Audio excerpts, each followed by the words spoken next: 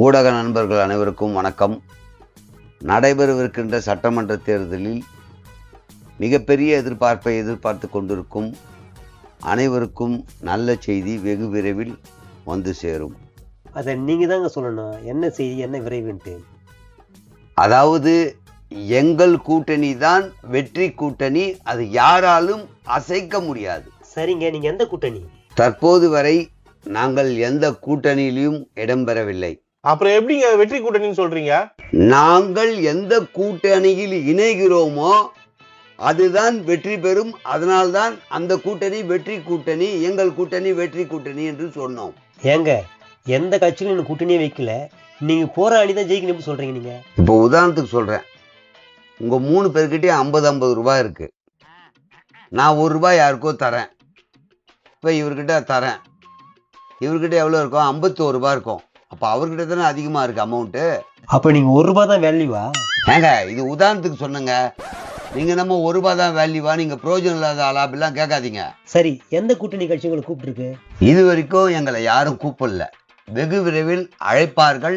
அழைத்தவுடன் நாங்கள் அதில் இணைந்து பயணிப்போம். அப்படி பயணிக்கிறீங்கன்னா உங்க கொள்கை வேற, அவங்க கொள்கை வேற, எப்படி ஒத்துப்பட்டு போறீங்க? இங்க தான் சரியா புரிஞ்சுக்கணும். கொள்கை என்பது வேறு, கூட்டணி என்பது வேறு. கொள்கை என்பது எங்கள் கட்சியை சார்ந்த விஷயம். கூட்டணி என்பது அனைவரும் ஒருங்கிணைந்து செயல்படுவது. அதனால அதையும் இதையும் நீங்க போட்டு குழப்பிக்காதீங்க. ஒருத்தன் நான்வெஜ் சாப்பிட்றான், நீங்க வெஜிடேரியன் சாப்பிட்றீங்க, எப்படி ஒத்து போவீங்க? பாருங்க, நீங்க எதையோ கேட்டு குழப்பாதீங்க. முதல்ல தெளிவாயிடுங்க. ஊடக நண்பர்கள் முதல்ல புரிஞ்சுக்கணும். உங்களுக்கு ஹெட்லைன்ஸ் வேணுன்றதுக்காக இது மாதிரிலாம் கேட்கக்கூடாது. சாப்பாடையும் அசைவ உணவையும் சைவ உணவையும் ஒப்பிட்டெல்லாம் சொல்லக்கூடாது.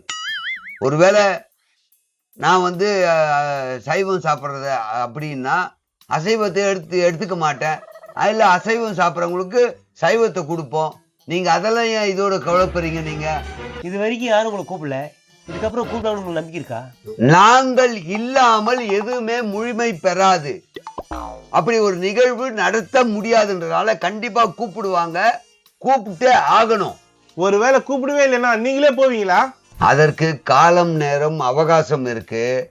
அப்படி வரும்போது பார்த்துக்கலாம். அப்படியே இருந்தாலும் நாங்கள் நேரடியாக உங்ககிட்ட சொல்லிட்டுலாம் போக மாட்டோம்.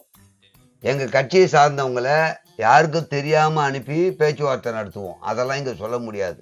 உங்களுக்கு எத்தனை சீட்டு கொடுப்பாங்கன்ட்டு எதிர்பார்க்குறீங்க? அதெல்லாம் பொது வழியில் நாங்கள் சொல்ல முடியாது. அது கூட்டணி தர்மமும் ஆகாது. அதனால நாங்கள் அவங்க கிட்ட பேசுவோம். ஒன்று மட்டும் நிச்சயம், நான் சொன்னேன் இல்லையா, 50 ரூபாய் எத்தனை பேர் இருந்தாலும் 1 ரூபாய் இருந்தால் தான் 51 ரூபாய். அதை நீங்கள் நல்லா விளங்கிக்கணும். 51 ரூபாய் தான் அதிக பணம். அந்த 1 ரூபாய் தான் ரொம்ப முக்கியம். 50 ரூபாய் எல்லாருக்கிட்டையும் இருக்கு. யாருக்கிட்ட 51 ரூபாய் இருக்கு, அவங்க தானே அப்போ அதிக பணம் இருக்கா மாதிரி. அப்போ நாங்கள் அந்த 51 ரூபாவாக இருந்து யாராக இருந்தாலும் வெற்றி பெற நாங்கள் முழு ஒத்துழைப்பு தருவோம். அதனால நாங்கள் இதெல்லாம் பொதுவெளியில் பேச முடியாது. ஒருவேளை கம்மியா சீட்டு கொடுப்பேன்னா நீங்க ஏத்துப்பீங்களா? கண்டிப்பாக நாங்கள் ஏற்றுக்கொள்ள மாட்டோம். நாங்கள் ஏற்றுக்கொள்வதற்கு எந்தவித முகாந்திரமும் இல்லை. எந்த விதத்திலும் அது ஏற்கத்தக்கதல்ல. நாங்கள் பலம் வாய்ந்தவர்கள். எங்களுடைய பலம் அவர்களுக்கு தெரியும். அதனால அது மாதிரி குறைச்சி கொடுக்குறேன்னு சொல்றது இதெல்லாம் நடக்காத ஒன்று. இது நீங்களா கற்பனை பண்ணிட்டு கேட்கக்கூடாது. ஏன்னா எங்க பலம் என்னன்னு தெரியும், எங்க பலத்தை பத்தி அவங்களுக்கு தெரியும். அதனால இது போல பிதற்றலான பேச்சுக்கள் ஊடக நண்பர்கள் தயவு செஞ்சு இது மாதிரி கேள்வி கேட்காதீங்க, பேசாதீங்க. உங்க கூட்டணிக்கு உங்களுக்கு பிடிக்காதவங்க வந்தா நீங்க என்ன பண்ணுவீங்க?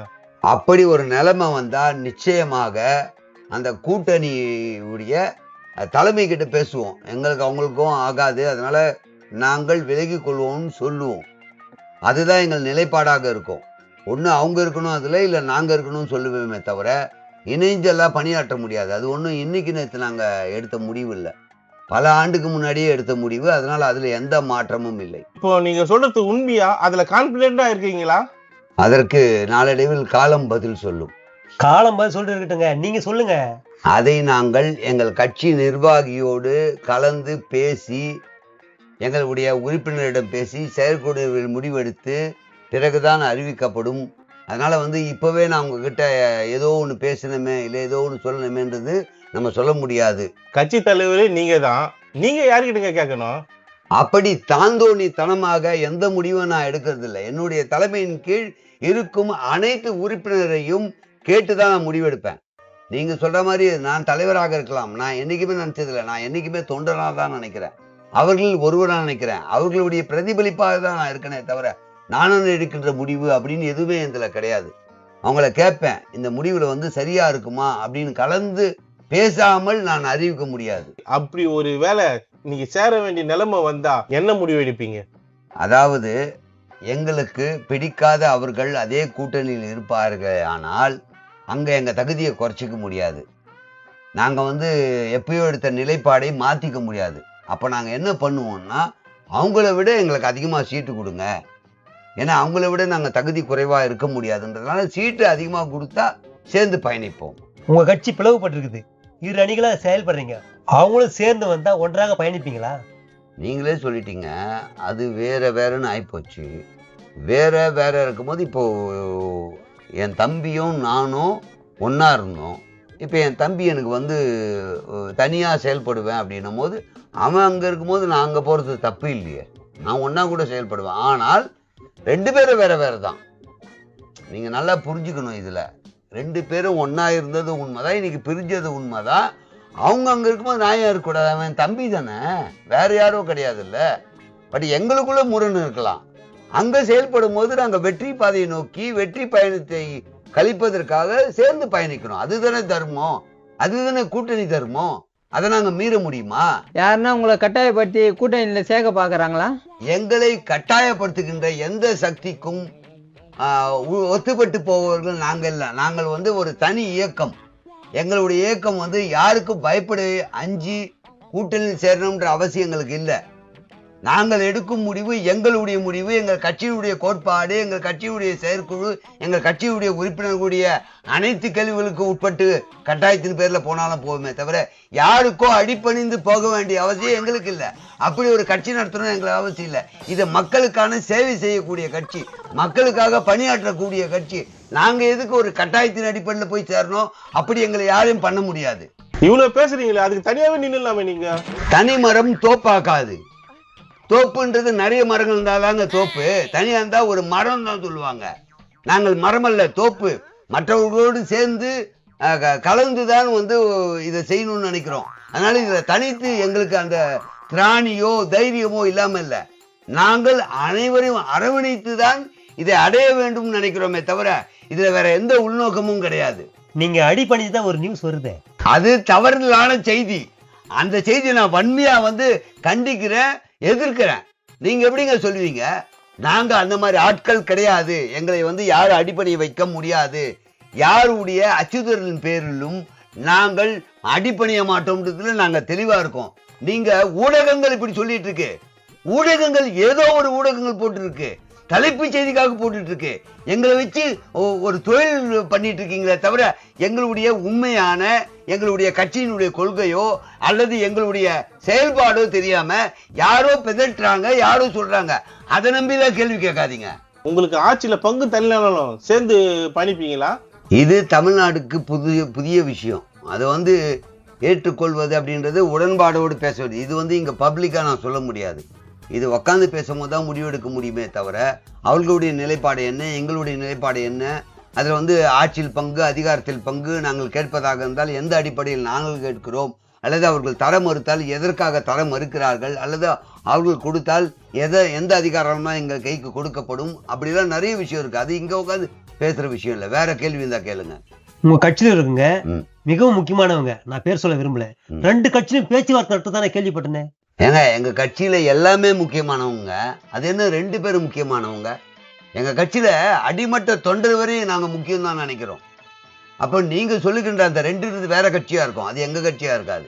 ஏன்னா நீங்க குறிப்பிட்டு 2 பேர் தான் சொல்றீங்க. அந்த 2 நபர்கள் அப்படின்றது மற்ற கட்சியில வேணா ஒரு முக்கியத்துவம் கொடுத்திருப்பாங்க, இவருக்கு முக்கியம் அவர் முக்கியம். எங்கள் கட்சியில் அடிப்படை தொண்டர் வரை எங்களுக்கு முக்கியம். தலைவன் என்ற ஒரு இடத்துல உட்காந்துட்டு நான் பார்க்கிற பார்வை என்னைக்குமே கிடையாது. அவர்களும் தலைவர்கள் தான், அல்லது அவர்களும் தொண்டர்கள் தான், நானும் தொண்டர் தான்.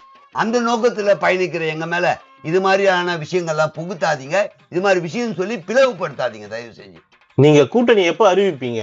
அமைந்தவுடன் அதை நான் கண்டிப்பாக ஊடகத்தில் இருக்கும் அனைத்து நண்பர்களுக்கும் வெட்ட வெளிச்சமாக தைரியமாக சொல்லுவோம்.